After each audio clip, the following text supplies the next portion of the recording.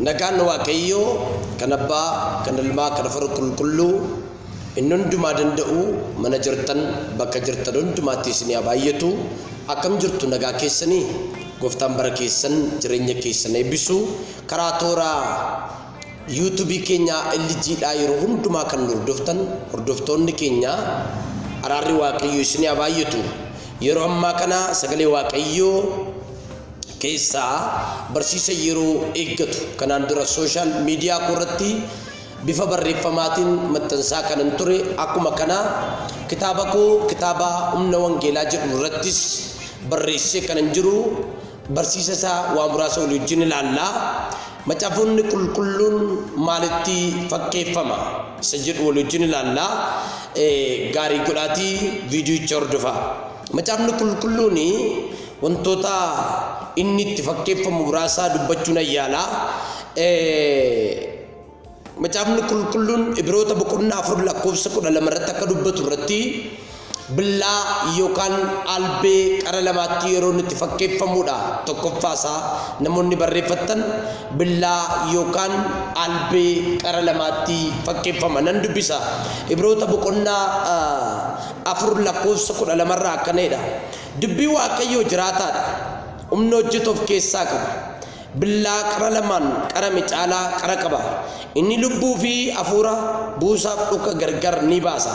Yaadaaf akeeka garaa namaas qoree faraduudhaaf ni danda'a jedha. Ilaa yeroo baay'ee akkaataa garaa garaatti kama dhimmi billaa kun. Kanaaf inni maalidha? Dubbii Waaqayyoo jiraataadha. Humna hojjetuuf keessaa qaba. Billaa qara lamaati caalaa qara qaba. Caala maal godha? Qara qaba. Inni lubbuu fi hafuura buusaaf dhuka gargar baasuudhaaf maal godheedha? Nu danda'a yookaan immoo nu fayyada. Maqaan isaa bara baraan kan eebbifame haa ta'u. Kanaaf macaafni qulqulluu yeroo inni itti billaa qara lamaatti fakkeeffamu waliin ilaalleerra. Inni lammaffaani macaafni qulqulluun maalitti fakkeeffama? Wantoota macaafni qulqulluun itti fakkeeffaman muraasa baay'ee jira. Garuu ani muraasa qabadheeti jira. Inni lammaffaan ibiddatti yeroo itti fakkeeffamu argina. Ibiddatti yeroo fakkeeffamu Ermiyaas boqonnaa 23 lakkoofsa 29 irraa dubbii sagalee Waaqayyo akkanadha. Dubbiin koo akka ibiddaati mitiiree. Dubbiin koo akka ibiddaati mitiiree. Ilaala. Maa inni abiddi kun? Abiddi jireenya keenyarraa waan hin barbaachifne, waan hin malle, hafuura isaaf kan hin malle, dubbii isaaf kan hin malle sanatu nurraa balleessuuf, nurraa gubuudhaaf dubbiin isaa yookaan sagaleen isaa kuni yeroo inni itti dubbiin isaa abidda afur qulqulluutti yookaan immoo abiddatti yeroo itti fakkeeffamu argina. Macaafni qulqulluun maalitti fakkeeffama kan jedhu ni sadaffaanii burrusaa yookaan meeshaa ittiin dhagaa cabsan, meeshaa ittiin dhagaa cabsanitti yeroo inni itti fakkeeffamu argina. Burrusatti Ermiyaas boqonnaa 23 lakkoofsa 28 dhagaa 29tti dabalee dubbiin kun hin argama achirraa.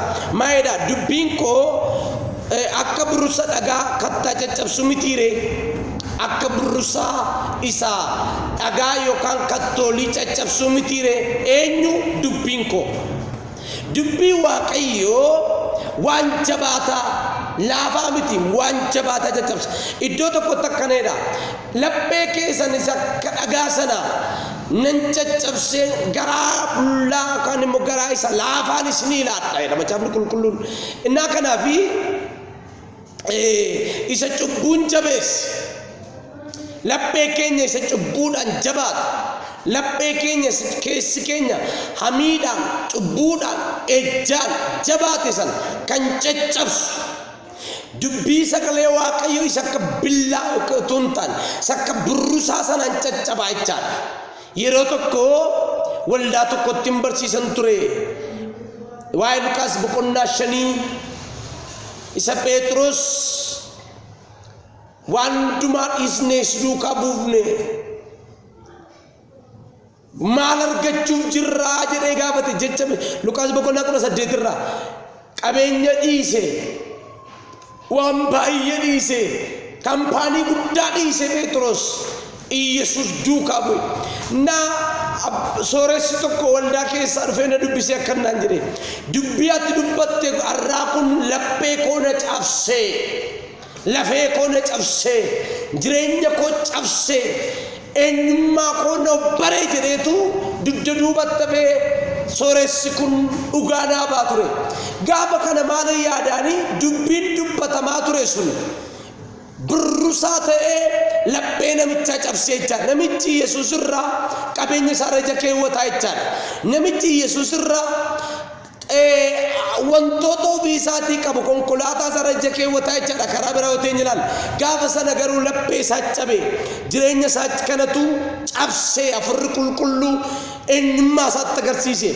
Ammumallee jechaadha viidiyoo kana argaa kan jirtan namoonni baay'een keessan qabeenya Yesuus irra qabeenya keessan kan caalchifattan haalota naannoo keessan kan caalchifattan dubbiin akka burrusaa kun laphee keessan akka dhagaa sana caccabsee jaalala Kiristoos yeroo inni isin keessaa kaa'u ni jira.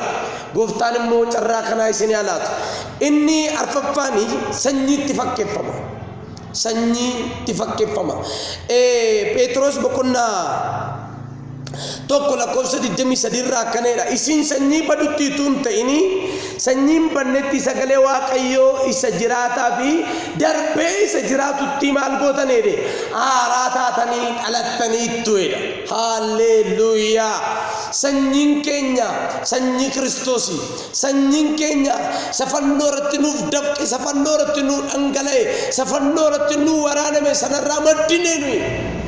Sarraa haaraa taanee dhalanne dubbiin sagalee Waaqayyoo egaa sanyii jiraataatti yeroo nutti fakkeeffamuu argina. Maqaan isaa bara baraan kan eebbifame haa ta'u.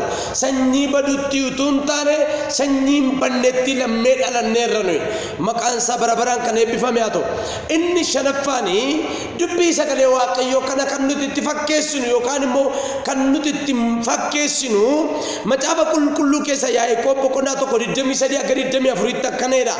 Daawwitii jireenya keenyaa ta'ee mudaa keenyaa nutti agarsiisaa jedha. Daawwitii jireenya keenyaa ta'ee maal keenya nutti agarsiisa? Mudaa keenya eenyu? Dubbiin sagalee Waaqayyoo macaafni qulqulluu kuni akka daawwitiitti yeroo inni mudaa keenya nutti agarsiisu ilaalla. Kanaaf inni shanaffaan of ilaallee yookaan daawwitiitti yeroo inni itti fakkeeffamu namoonni baay'een keessan daawwitii manaa qabdu of ilaallee kana manaa qabdu jechaan amma makka fedhe yoo uffattanii utuu hin ilaallatin haati manaa keessan hin bareede yoo isiniin jedhe abbaan manaa keessan hin bareede yoo isiniin jedhe amma qumsaatinii keessan keessa tattanii of ilaaltanii mastaayitii qabdan keessatti of ilaaltanii cheek of gootanitti manaan baatan.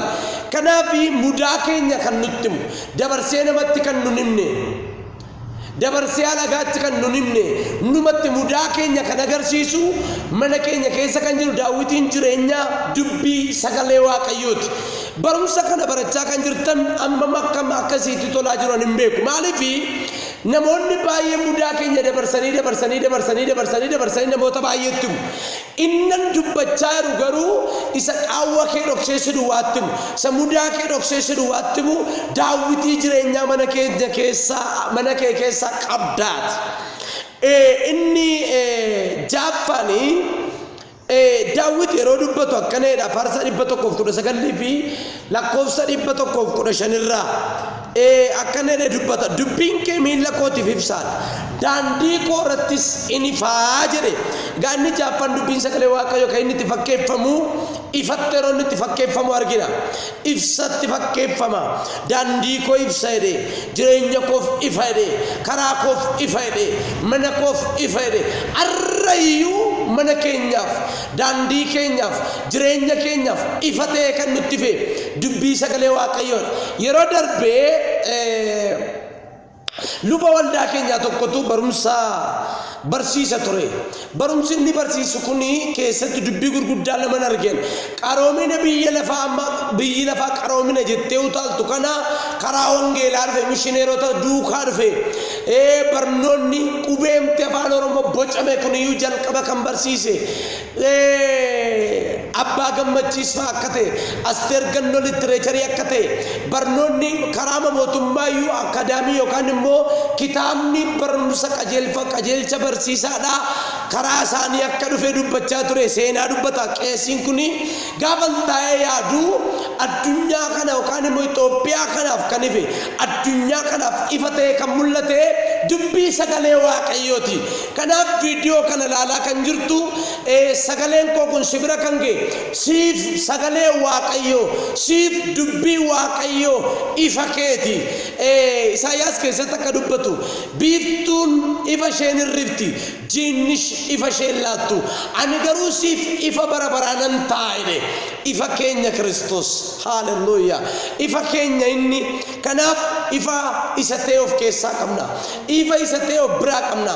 Ifa isa ta'e macaafa qulqulluu harkarraa qabna. Dhalootatti yoo dukkanaa'e sittin dukkanaa'u. Zarii keettoo dukkanaa'e sittin dukkanaa'u. Jallootatti yoo dukkanaa'e sittin dukkanaa'u. Dhiire ibsaa isaa ifee addaan hin cinne. Rakkoo teeknikaatiin konneekti ta'ee addaan kan hin cinne. Asaatii 24 guutuu kan ifu ifa dubbii sagalee waaqayyoo naannoo keenyatti ifee of biraa qabna. Inni torbaffaani seerrota yookaan soorata lubbuu keenyaatti fakkeeffama. Soorata isa duraa Phexros boqonnaa 2:2 akkanadha. Akka mucooliin reefuu dhalatan aannan barbaaddutti isinis fayyinaaf ittiin guddachuudhaaf yeroo hundumaa dubbii hafuuraa isaa attummaan keessa hin jirre akka aannanii dharraa jedha. Akka daa'imni guddachuudhaaf lafee jabeeffachuudhaaf waan aannan barbaaddutti isinis maal godhaa? Dubbii sagalee waaqayyoo isa aannan ta'e kana mi'aa of keessaa qabu kana maal godhaa? Argachuudhaaf nyaachuudhaaf dhuguudhaaf isa maal godhaa? Dharraa jedha. Soorata jechuun kan jabeessu dadhabaa kan jabeessu laafaa kan jabeessu jechaadha. Kanaaf egaa dubbii sagalee waaqayyoo kan inni itti fakkeeffamu wantoota kanatti yeroo inni itti fakkeeffamu argina. Inni tokkoffaan billaa qara lamaatti fakkeeffama. Inni lammaffaan abiddatti fakkeeffama. Inni sadaffaan burrusaatti fakkeeffama. Inni arfaffaan sanyii hin bannetti yeroo inni itti fakkeeffamu argina. Inni shanaffaan of laallee yookaan daawwitiitti fakkeeffama jenneerra. Inni ja'affaan ibsaa bara baraa miilla keenya irratti karaa keenya irratti daandii keenya irratti ifa jenneerra. Torbaffaa soorata keenya kan nuti ittiin guddannu kan nuti ittiin jiraannu kan itti fakkeeffamaa jenneerra. Gooftaan bara keessan jireenya keessan eebbisu dubbii kana dhageessanii akka jiraattaniif waaqayyo hubannaaf ogummaa isaa isiniif laatu.